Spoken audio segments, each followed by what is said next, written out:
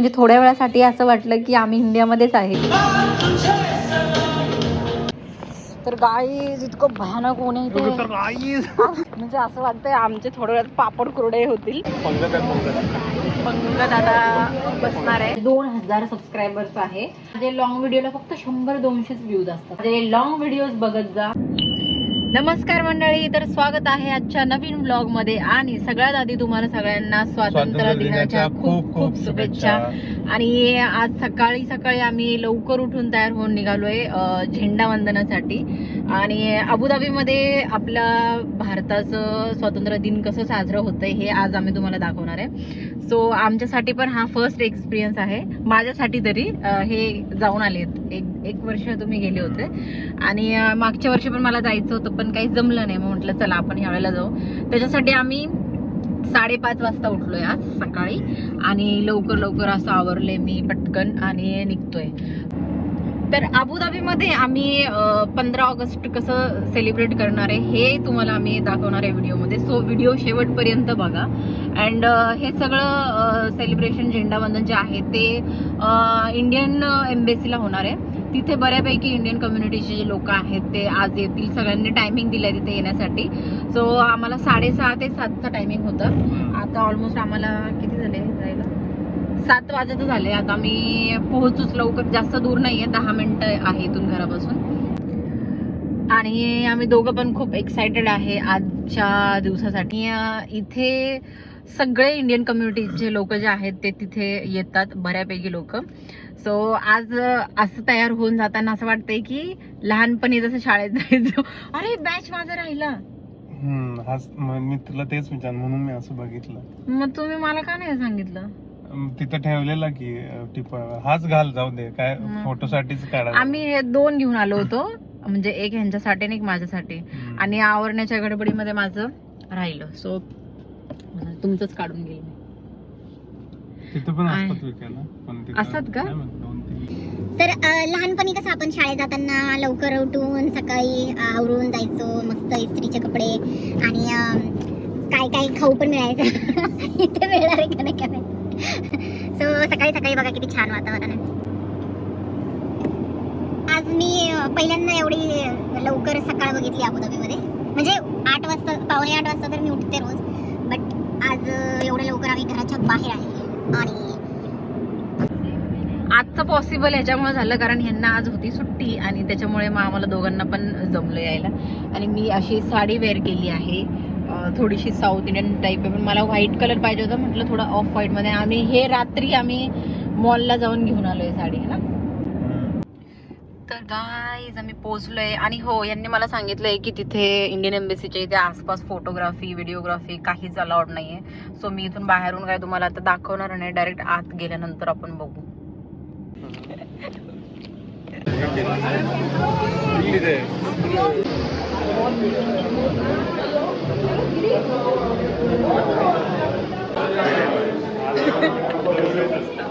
It's a reminder of the freedom we cherish and the immense sacrifices that made it possible. It is a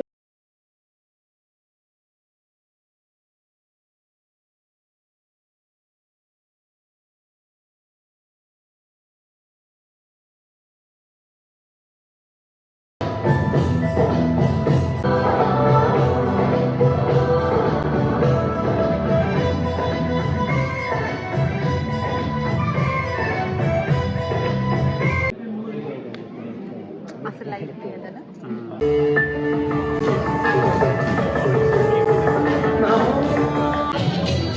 तर guys इथे एवढा sound आहे आणि गर्दी पण खूप आहे. आवाज कोणाला काहीच येणार नाही पण गर्दी. तर हे इंडिया नाहीये बरं का, हे आहे अबुधाबी. आणि बघा लहान लहान मुलं सुद्धा इतकी सकाळी लवकर आली आहे, ते पण झेंडा वंदनासाठी. एकदम भारी वाटतंय. आणि भयानक ऊन आहे इथे. सकाळचे 8-8:30 वाजले असेल तरी सुद्धा खूप जास्त ऊन आहे. पण उन्हाची पर्वा न करता सगळेजण इथे झेंडा वंदनासाठी आले. नेमकंच राष्ट्रगीताच्या वेळेलाच थोडंसं आम्हाला उशीर झाला, म्हणजे 5 मिनिट फक्त आम्ही गाडी पार्किंगसाठी गेलो होतो आणि तेवढ्यातच राष्ट्रगीत सुरू झालं होतं. सो गेटच्या बाहेर इथे एम्बेसीच्या इथे अलाउड नव्हतं व्हिडिओ घेण्यासाठी, त्यामुळे आम्ही बाहेरचं ते राष्ट्रगीताच्या वेळेचा व्हिडिओ शूट नव्हता केला. आणि गेटच्या आतमध्ये तुम्ही व्हिडिओ फोटोग्राफी करू शकता, त्यामुळे नंतर आम्ही आतमध्ये आलो आणि तुम्ही बघू शकता इतकी गर्दी आहे, म्हणजे थोड्या वेळासाठी असं वाटलं की आम्ही इंडियामध्येच आहे. खूप छान वाटत होतं. तर इथे आता सगळ्यांनी जेवण करण्यासाठी लाईन केली आहे. दाखवतो पंगत आता बसणार आहे. मला तर उपवास, मी काही खाणार नाही आहे, पण ह्यांच्यासाठी आम्ही लाईनमध्ये थांबलो.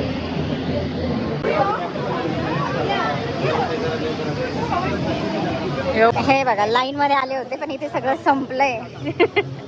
खतम. आजचा दिवस आपल्या भारतीयांसाठी किती खास आहे हे तर कोणाला सांगायची गरजच नाही, कारण आजच्याच दिवशी आपल्या सगळ्यांना स्वातंत्र्य मिळालं होतं. हा स्वातंत्र्य दिनाचा कार्यक्रम अबुधाबीमध्ये इंडियन एम्बेसीमध्ये ठेवण्यात आला होता आणि इथे बऱ्याच लोकांनी व्हिजिट केली होती, कारण आज नेमकंच सॅटर्डे होता आणि बऱ्याच लोकांना सुट्ट्या होत्या ऑफिसला, त्याच्यामुळे यावर्षी सगळ्यात जास्त गर्दी आहे असं त्यांनी भाषणामध्ये सुद्धा सांगितलं. आणि खरंच खूप स्पेशल वाटत होतं इथे. भयानक ऊन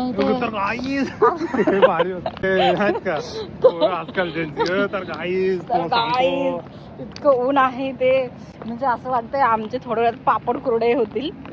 आता घरी निघालोय आणि यांनी तर मस्त नाश्ता केला, ते पण शेवटला यांना काही भेटलंच नाही तिथे. सो अबुधाबीतलं झेंडावंदन खरंच एकदम भारी होतं. थोडंसं 5 मिनिट आम्हाला लेट झालं, कारण आतमध्ये जागाच मिळाली नाही आम्हाला, बट इट्स ओके. हा का, आता निघतोय घरी. आणि सकाळचे किती 9 वाजले का आता? 9च वाजले. 8:35 आणि ऊन किती बघा, बापरे भयानक ऊन आहे. गाडीत बसल्यानंतर. आणि तुम्ही माझं हे विंडो ओपन जाण्यासाठी का गरम म्हणून ठेवलंय का? बापरे आहे इथे बाबळीचे झाडं. थांबा तुम्हाला दाखवते, बाबळीची झाडं आहेत सगळे इथे दुबईमध्ये, बाबळीची झाडं. तर मंडळी हे बघा, सगळे काट्याची जी बाबळ असते ना, त्या बाबळ्यांचे झाड आहेत इथे सगळे. आपल्या इंडियात असतात तसे आणि बऱ्याच ठिकाणी असतात. तर आम्ही आलो आता इथे ज्यूस प्यायला, कारण इतकी बाहेर गरमी, म्हटलं चला काहीतरी थंडगार पिऊ.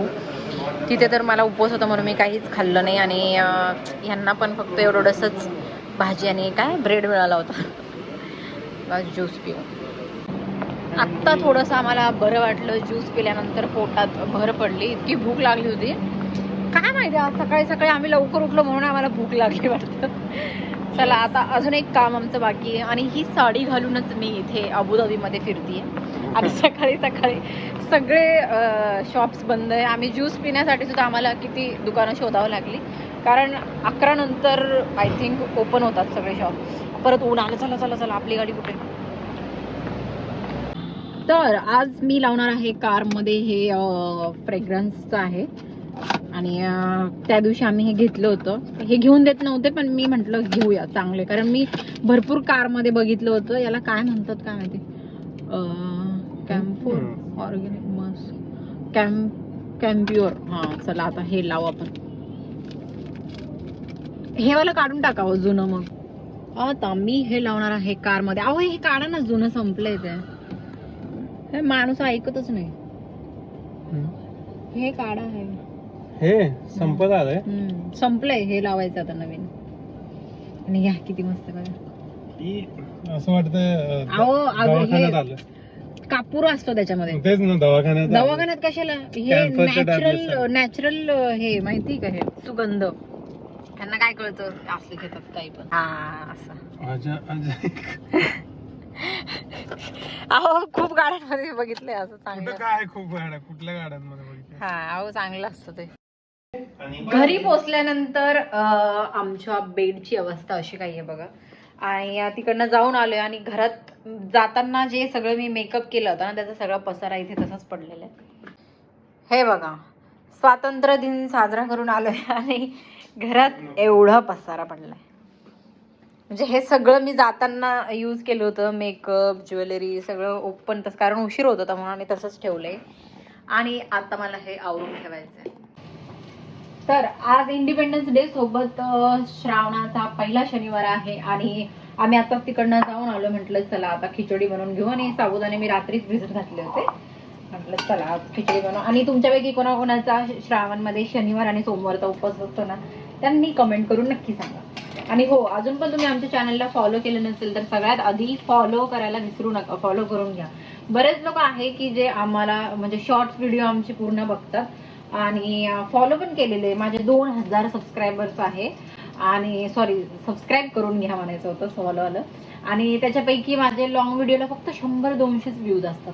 सो तुम्ही सगळ्यांनी प्लीज नक्की माझे लॉंग व्हिडिओज बघत जा आणि सपोर्ट करा. चला आता खिचडी बनवून घेऊ.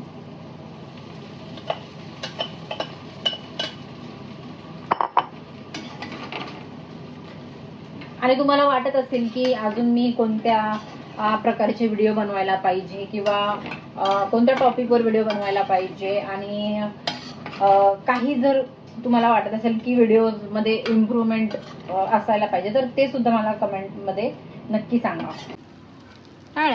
साबुदाण्याची खिचडी तयार होते. आणि तुम्ही सुद्धा अशाच पद्धतीने साबुदाण्याची खिचडी बनवतात का मला नक्की सांगा. आम्ही याच्यामध्ये बटाटा आधी असा चांगला परतून घेतलेला होता आणि मग नंतर हिरवी मिरची वगैरे ॲड केली आणि शेंगदाण्याचा कूट.